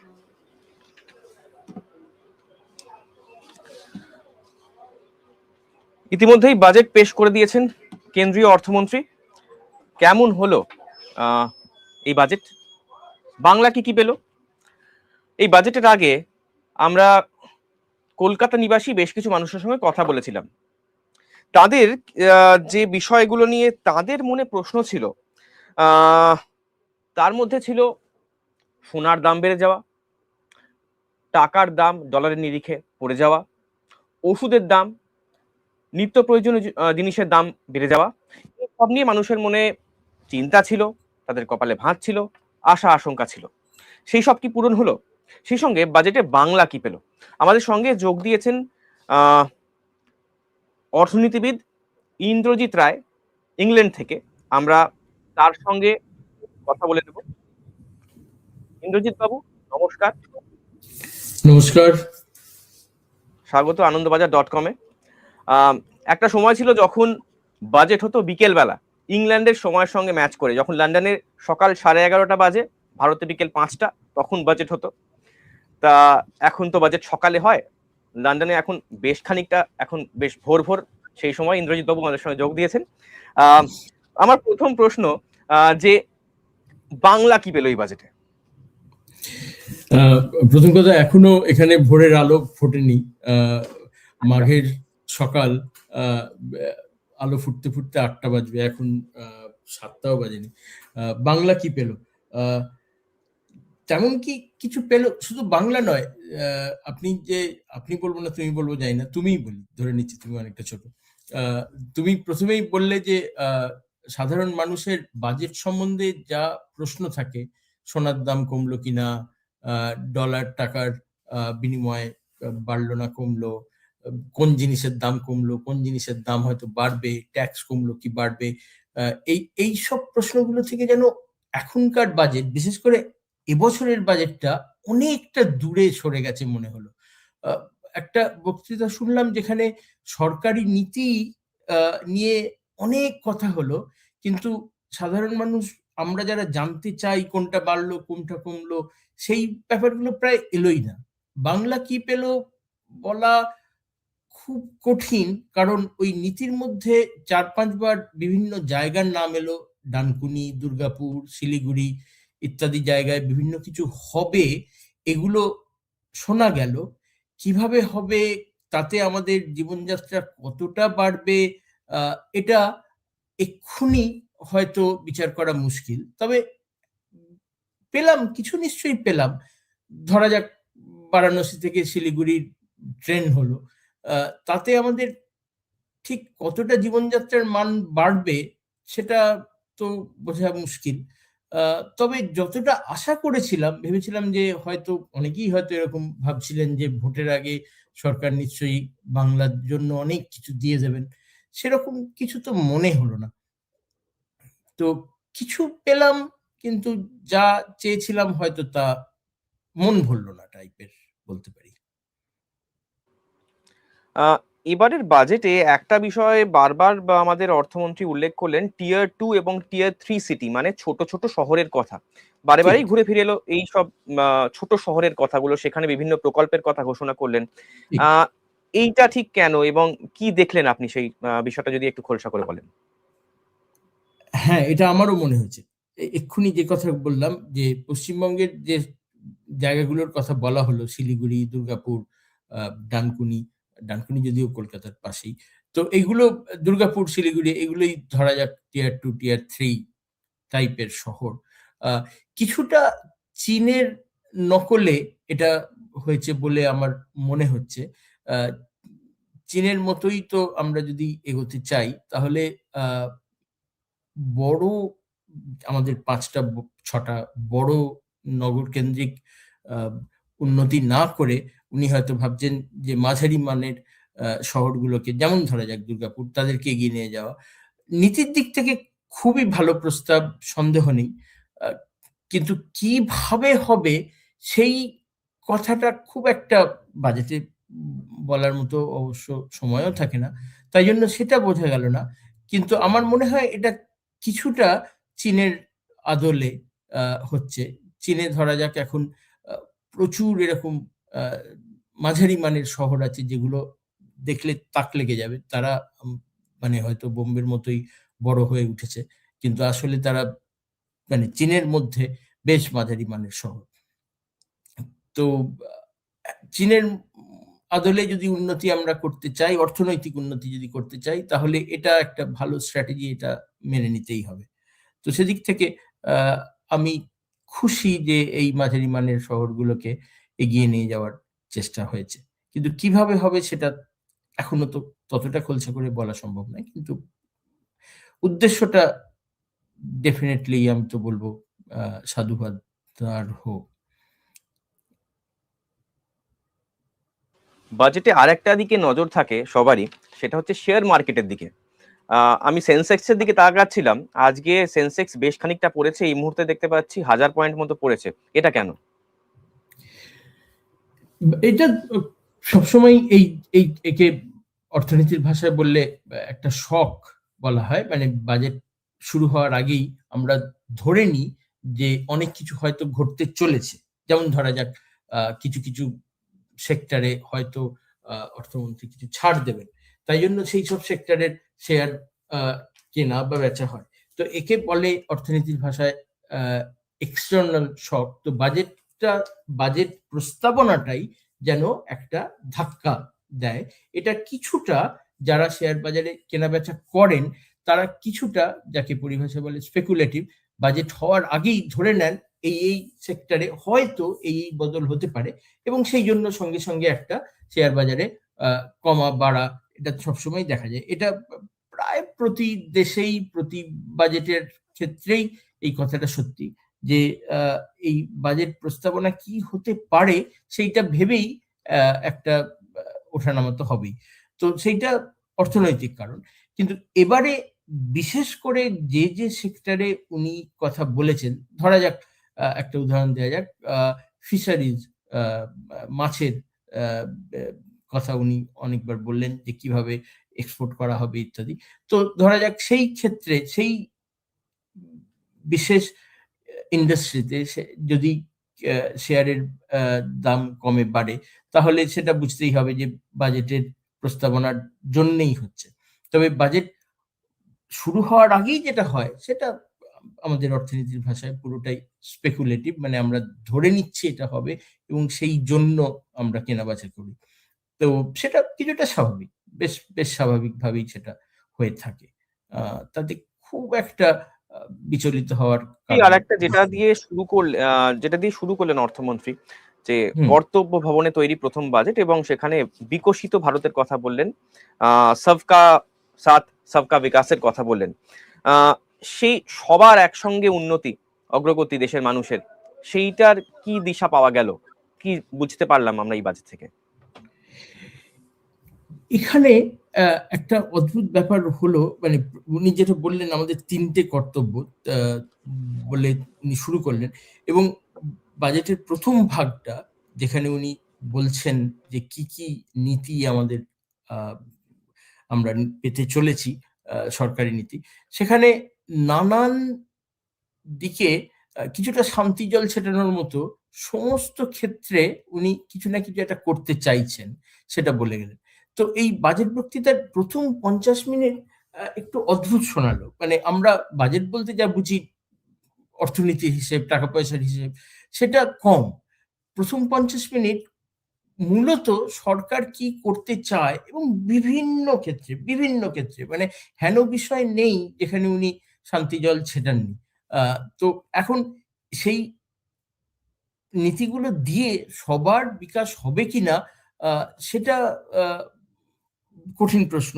আহ, আমার পরিচিত অর্থনীতিবিদ আপনাদেরই এখানে গতকাল শৈবাল কর, উনি একটা অদ্ভুত কথা বলেছেন যে ১০% মানুষের বিকশিত হবে আর ৯০% দন্ত বিকশিত করে থাকবে। হয়তো হয়তো আমরা সত্যি সাদা বাংলায় যাকে দাঁত বার করে হাসবো সেইভাবেই আমরা হয়তো বসে থাকবো। জানি না তা হতে চলেছে কিনা, শৈবাল বাবু ঠিক বলেছেন কিনা, কিন্তু এটা ঠিক যে উনি বিভিন্ন ক্ষেত্রে সরকারি নীতির কথা বলেছেন। কিছু কিছু ক্ষেত্রে একই কুমির ছানা ১৪ বার দেখিয়েছেন। ৩টে কর্তব্য পালন করার জন্য উনি যা যা করতে চান সেগুলো বলেছেন, কিন্তু যেটা একটা খটকা থেকে যায় যে সেটা হচ্ছে যে এই নীতিগুলো উনি কিভাবে বাস্তবায়িত করবেন সেটা কিন্তু খুব একটা বলেননি। প্রায় সব সময়ই উনি বলে গেলেন প্রথম ৫০ মিনিটে যে আমরা এই ক্ষেত্রে এই কাজ করব, তার প্রস্তাবনা। এবং উনি বললেন যে এই ক্ষেত্রে ধরা যাক স্পোর্টস এর জন্য আমরা এইটা করব, তার জন্য আমরা এত টাকা বরাদ্দ করলাম।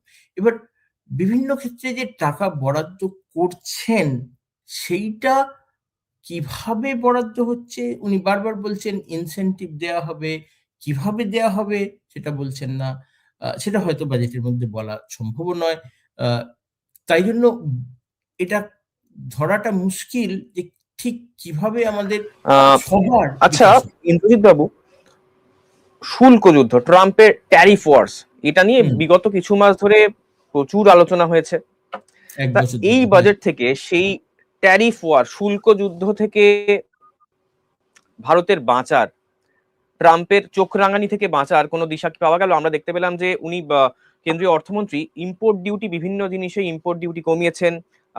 এনআরআই তাদের জন্য বেশ কিছু ঘোষণা দেখা গেল, এবং বিদেশ থেকে যে উপার্জন হচ্ছে, যে টেকিরা সফটওয়্যার ইন্ডাস্ট্রিতে যারা আছেন তারা বিদেশ থেকে যে উপার্জন করছেন, ইনফ্যাক্ট বাজেটের আগেও কিছু প্রজেকশনস ছিল যে ইসপ এর ক্ষেত্রে কোনো সংস্কার আসতে পারে। তা এই সব মিলিয়ে শুল্ক যুদ্ধকে ঠেকানোর কোনো দিশা কি এই বাজেট দিতে পারলো? সেখান থেকে নিজের খানিকটা আখের গুছিয়ে নেওয়ার কোনো দিশা কি ভারত পেলো এই বাজেট থেকে? সরাসরি কিন্তু আমার মনে হয়নি, সরাসরি করেননি।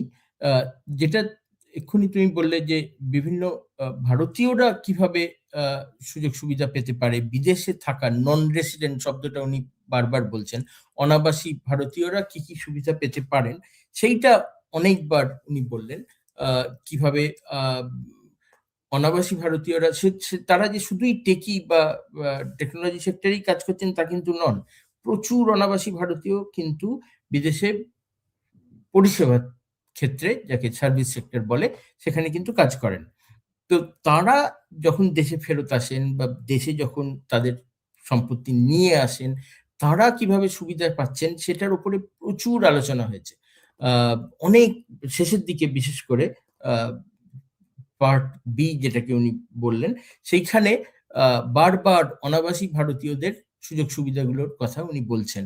বারবার বলছেন যে কিভাবে দেশে সম্পত্তি আনতে গেলে বা এমনকি খুব দৈনন্দিন জীবনে যেভাবে এয়ারপোর্টে যখন আমরা ঢুকি তখন কিভাবে আমাদের সুবিধা হবে ইত্যাদি কথা বারবার বলছেন। সরাসরি কিন্তু দুটো দেশের মধ্যে, বিশেষ করে ট্রাম্পের সঙ্গে যুদ্ধে সরাসরি উনি, আমার তো মনে পড়ছে না উনি ঢুকেছেন, ট্রাম্পের তো 1 বছর হয়ে গেল। এখন ট্রাম্প এর পরে আবার কখন কোন দেশের উপরে শুল্ক চাপাবেন সেটা তো বলা মুশকিল। সরাসরি বোধহয় এই যুদ্ধে আমাদের অর্থমন্ত্রী এক্ষুনি ঢুকতে চাননি। তার বদলে উনি যেটা করতে চাইলেন বোধহয় অনাবাসী ভারতীয়দের একটা জায়গা করে দিলেন যাতে তারা সহজে দেশে তাদের সম্পত্তি নিয়ে আসতে পারে ইত্যাদি ইত্যাদি। তো তাতে একটা অন্য ধরনের অগ্রগতি হয় আমাদের দেশে অনাবাসী ভারতীয়দের সম্পদের মাধ্যমে। তবে আমার মনে হয় না, সরাসরি তোমার প্রশ্নের উত্তরে, আমার মনে হয় না ট্রাম্পের সঙ্গে উনি এক্ষুনি কোনো যুদ্ধে ঢুকলেন।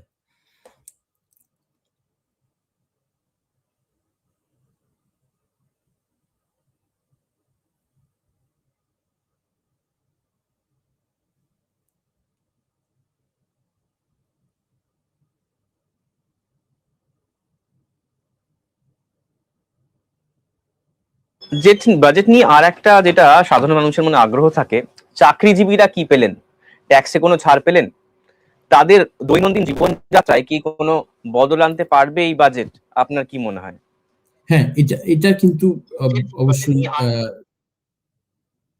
মনে করিয়ে দেওয়ার মতো যে এই বছরে যে নতুন ব্যবস্থা উনি চালু করলেন, যেটা 1 এপ্রিল থেকেই শুরু হবে, শুনে মনে হলো অন্তত যে ছাড় ঘোষণা তো অনেক কিছু হলোই, একগুচ্ছ কথা বললেন, কিন্তু যেটা সবচেয়ে ভালো লাগলো অন্তত উদ্দেশ্যটা, সেটা হচ্ছে যে আমরা এতদিন যাকে রেড টেপ বলতাম, যে বিভিন্ন ক্ষেত্রে ট্যাক্সের জন্য আমাদের নানান ধরনের ফর্মালিটিস ছিল। তো মনে হলো উনি যেটা করতে চাইছেন, এক কথায় যদি আমরা বলতে চাই, উনি চাইছেন সমস্ত ফর্মালিটিস গুলোকে সহজ করে তুলতে। তো এই 1 এপ্রিল থেকে যেভাবে ট্যাক্স জমা দেওয়ার রীতিটা হলো, সেইগুলো অনেক সহজ হয়ে যাবে। অনেক ক্ষেত্রে টিডিএস এর কথা উনি বললেন, ট্যাক্স ডিডাক্টেড এট সোর্স, সেই সমস্ত পদ্ধতিগুলো যে সহজ হয়ে যাবে সেইটা উনি বারবার বললেন। সেটা কিন্তু আমাদের মানতেই হবে যে সেটা খুবই প্রয়োজনীয়, সেটা খুবই দরকার ছিল আমাদের দেশের পক্ষে। ট্যাক্স অনেক ক্ষেত্রে উনি তো ছাড়ের কথা ঘোষণা করলেন, বিভিন্ন সেক্টরে, বিভিন্ন শিল্পের ক্ষেত্রে উনি ঘোষণা করলেন, কিন্তু তার থেকেও যেটা চোখে পড়ার মতো, বলবার মতো কথা, সেটা উনি বারবার বললেন যে সিম্পলিফাইড, মানে সহজ করে তোলা হলো পদ্ধতিটাকে, অন্তত উনি চাইছেন সহজ করে তোলা হোক, যাতে ট্যাক্স জমা দেওয়ার ক্ষেত্রে কারোর অসুবিধা না হয়। এইটা কিন্তু আমার মতে অনেক সহজ করে তুলবে পদ্ধতিটাকে, এবং হয়তো তাতে জনসাধারণের সুবিধা হবে, সেইটা কিন্তু উল্লেখ করার মতো। তো আমার মতে যতটা না ট্যাক্স কমলো, যে প্রস্তাবনাগুলো উনি রেখেছেন সেগুলো তো অবশ্যই কমেছে, তার থেকেও বেশি জরুরি যেটা উনি করবার চেষ্টা করছেন সেটা হলো যে এই পদ্ধতিটাকে অনেক সহজ করে তুললেন। তো এই প্রসঙ্গে একটা কথা আমার বেশ খটকা লাগছে, সেটা হচ্ছে যে বাজেটের প্রথম 50 মিনিট উনি বলে গেলেন যে কি কি ক্ষেত্রে উনি কত টাকা দেবেন। তারপরে আমরা যদি খেয়াল করি উনি বললেন যে বাজেট ঘাটতি যাকে বলে, বাজেট ডেফিসিট, সেটা অনেকটা কমে গেল। এবারে বাজেট এই ঘাটতি বাজেটে কমার পরে এসটিটি বাড়ানো হয়েছে ট্রেডিং এর ক্ষেত্রে। শেয়ার মার্কেট, ইকুইটি মার্কেট যেখানে প্রচুর টাকা লেনদেন হয়, তা বাজেটের আগে যে প্রজেকশন গুলো ছিল, বিভিন্ন জায়গায় যে চাহিদা ছিল বাজেট থেকে, যে শেয়ার মার্কেট, ইকুইটি ট্রেডিং এর ক্ষেত্রে কিছু সংস্কার আনা হোক। তা এই যে এসটিটি বাড়ানো হলো ফিউচার এন্ড অপশনস এর ক্ষেত্রে, এর ফলে কি কোনো প্রভাব পড়বে ইকুইটি মার্কেটের উপরে, কি মনে করেন? হ্যাঁ, পড়া তো দেখো, যে কোনো প্রস্তাবনার তো কিছু না কিছু তো প্রভাব এই যে পড়বেই সে বিষয়ে। বাড়ানো হলো ফিউচার এন্ড অপশনস এর ক্ষেত্রে, এর ফলে কি কোনো প্রভাব পড়বে ইকুইটি মার্কেটের উপরে, কি মনে করেন? আমি বুঝতে পারছি না তো, আমি তো এটা মিউট করে দিয়েছি। তোমার ফোনতে শুনছি ডিলেট শুনছি, ফলে ওনার, হ্যাঁ করছি আমি তো মানে আমি তো এটা মিউট করে দিয়েছি, তোমার ফোনতে শুনছি ডিলেট শুনছি। হ্যাঁ, তোমার প্রশ্নটা ফেরত আসি। তুমি যেটা বললে যে এর প্রভাব পড়বে কিনা, সহজ কথায় উত্তর হচ্ছে হ্যাঁ, পড়বে। এবার কিভাবে পড়বে, কিভাবে সেই নীতিটা কোনো বিশেষ ক্ষেত্রে, ধরা যাক এই প্রযুক্তি ক্ষেত্রে, কিভাবে সেটা প্রভাব ফেলবে সেটা আগামী দিনই বলতে পারবে। তবে অর্থনীতির পাঠ্যপুস্তকের তত্ত্ব মেনে চললে যে কোনো নীতিরই তো একটা তো প্রভাব থাকবেই। সেটার দু ধরনের প্রভাব হয়। একটা হচ্ছে সরাসরি, একটা কিছু কমা বাড়ার জন্য আরো অন্য অনেক কিছু চলরাশি কমে বাড়ে, সেটা তো সরাসরি একটা তো প্রভাব পড়বেই। কিন্তু যে প্রভাবটা আমরা দেখতে পাচ্ছি না সেটা হচ্ছে যে তার পরোক্ষ প্রভাবটা, যাকে আমরা বলি যে একটা কিছুর জন্য আরো অন্য কোনো সাবস্টিটিউট হয়ে যাবে, সেইটা তার পরিবর্তে কিছু করা হবে, সেইটা এখন থেকে বলাটা একটু কঠিন। তবে এটা ঠিক যে উনি সব মিলিয়ে প্রযুক্তি ক্ষেত্রে কিন্তু নানান নীতির কথা বললেন, যেটা আমার মনে হয় অন্তত টেকনোলজি সেক্টরের বিভিন্ন ক্ষেত্রে সুবিধাই হবে। অতএব আমার মনে হয় প্রত্যক্ষভাবে অন্তত সুবিধাই হবে। পরোক্ষে কি কি হবে সেটা আগামী দিনেই জানা যাবে। তবে সরাসরি যে ফলটা আমরা পাবো সেটা মনে তো হচ্ছে সেগুলো অন্তত প্রস্তাবনা অনুযায়ী সেগুলো ভালোই। এরপরে আমরা দেখব যে তার বদলে আমরা আর কি কি ফল পেতে পারি, সেটা আগামী দিনেই দেখা যাবে।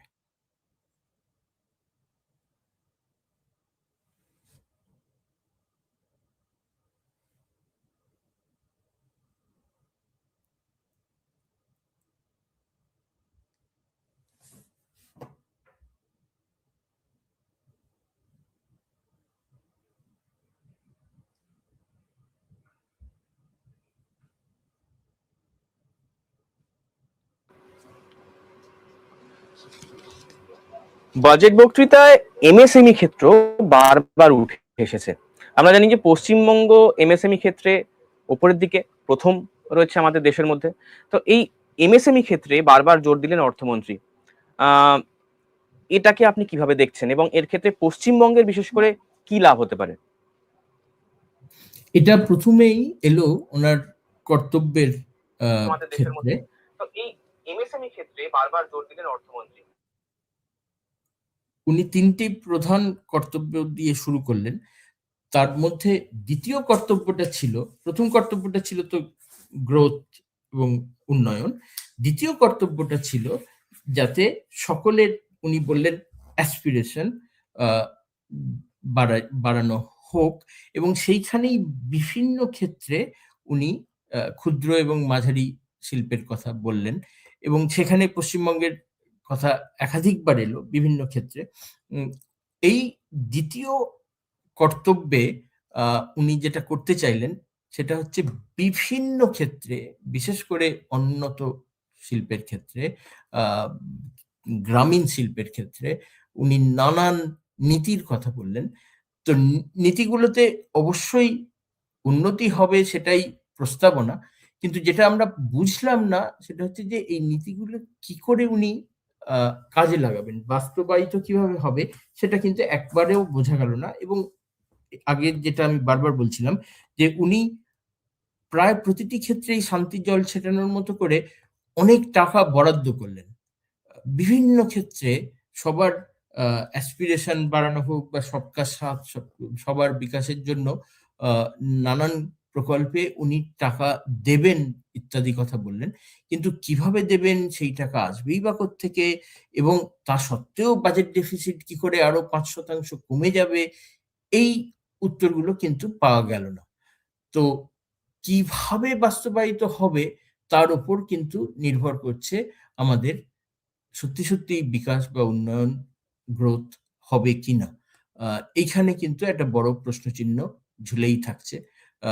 প্রথম 50 মিনিট ধরে শুধু শুনে গেলাম যে 3টি কর্তব্য উনি কিভাবে পালন করতে চলেছেন, কিন্তু সেই কর্তব্য পালন করার প্রস্তাবনাগুলো ভালো, কিন্তু বাস্তবায়িত হবে কিভাবে সেটা বুঝলাম না। তার থেকেও বড় প্রশ্ন রয়ে গেল যে এত টাকা আসবেই বা কোত্থেকে, এবং তা সত্ত্বেও বাজেট ঘাটতি মিটবে কি করে, এটা কিন্তু সহজবোধ্য নয়। জানি না আগামী দিনে সত্যি সত্যি যখন এই সমস্ত নীতিগুলো প্রয়োগ হবে তখন হয়তো আমরা দেখতে পাবো। পশ্চিমবঙ্গের ক্ষেত্রে আলাদা করে বেশ কিছু শহরের কথা বললেন, বেশ কিছু শিল্পের কথা বললেন, শুধু পশ্চিমবঙ্গ নয়, পূর্ব ভারতের বিভিন্ন জায়গার কথা বললেন। সেগুলো সবই কিছুটা জনমুখী বলা যায়। বিশেষ করে গ্রামীণ প্রকল্পের কথা অনেকবার এলো, কুটির শিল্পের কথা এলো। তো এগুলোতে খুশি হওয়ার কথা ঠিকই, কিন্তু মন খুলে খুশি হতে পারছি না। তার একটা বড় কারণ হচ্ছে যে ঠিক চিত্রটা কি সেটা পরিষ্কার হচ্ছে না, সন্দেহ থেকে যাচ্ছে।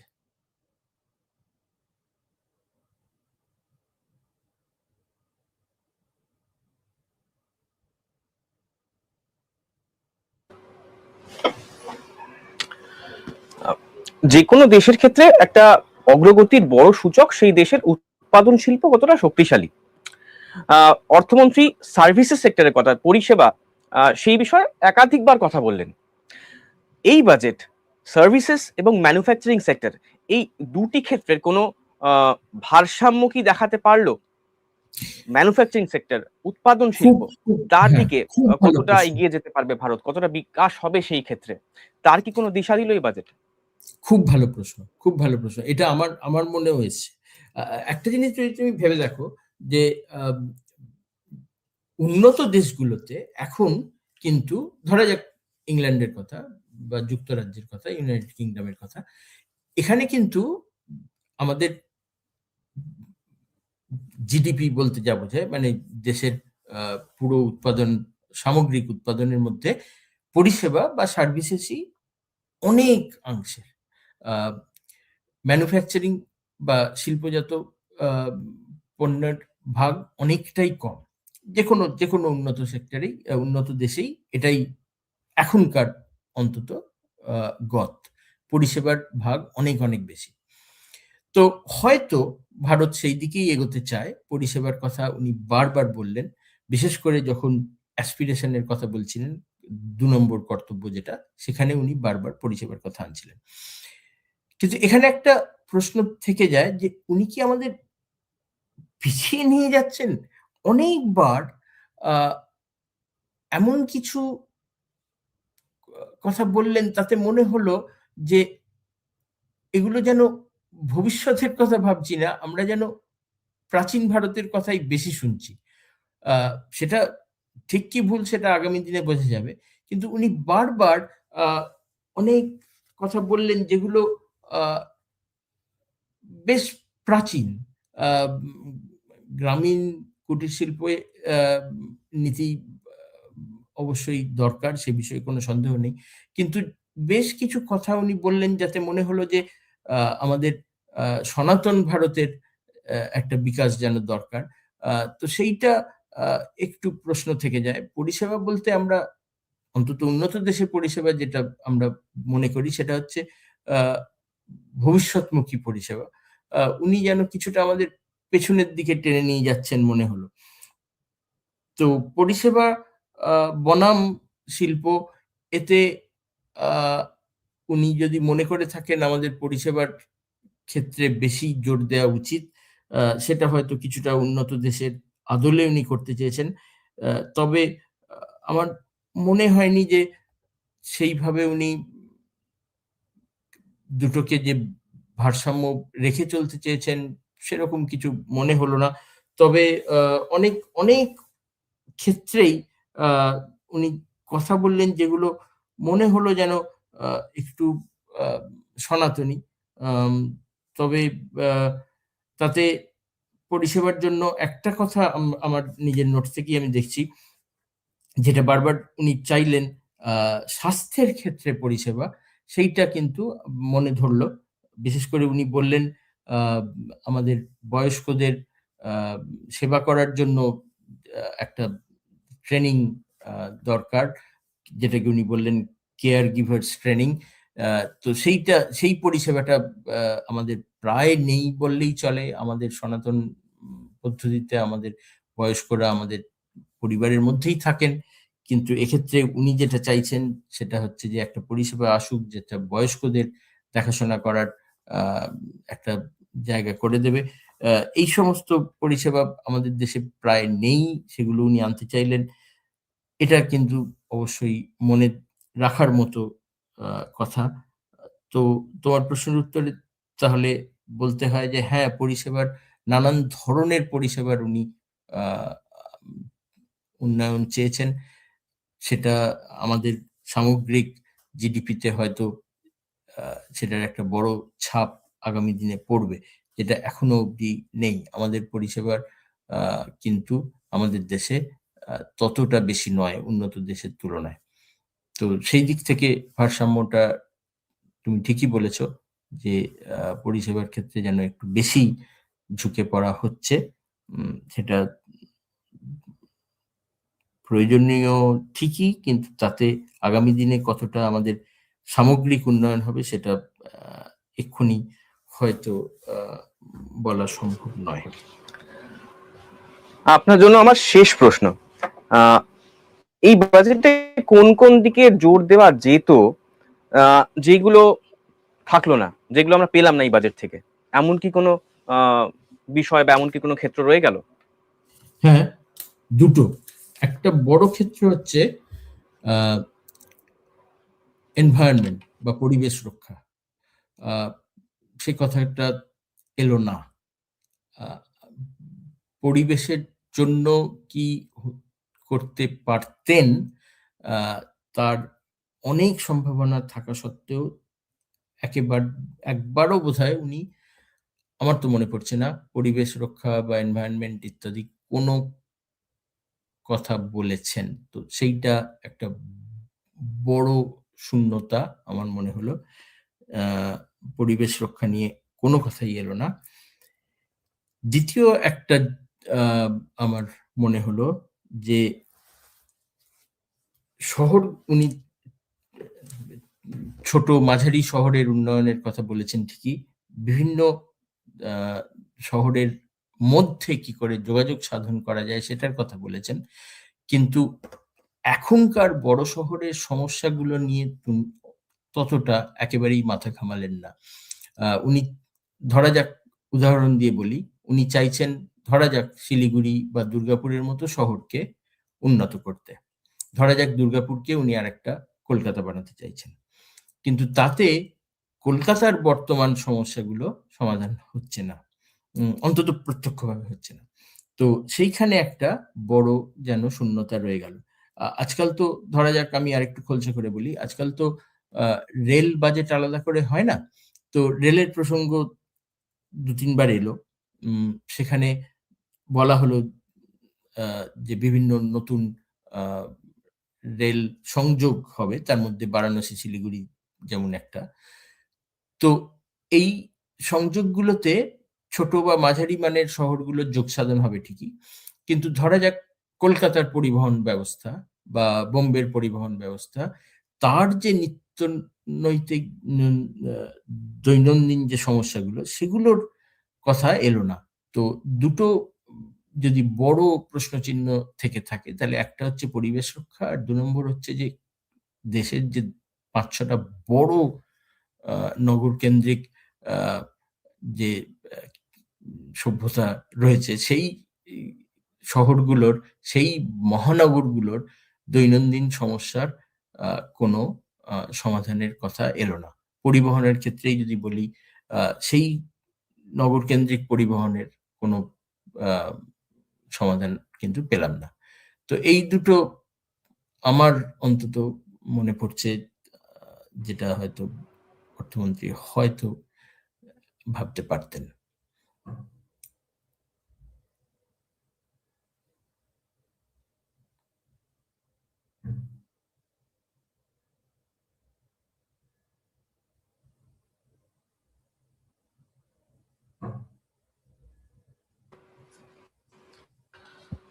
অনেক ধন্যবাদ ইন্দ্রজিৎ বাবু, আমাদের সঙ্গে ছিলেন ইন্দ্রজিৎ রায়, অর্থনীতিবিদ।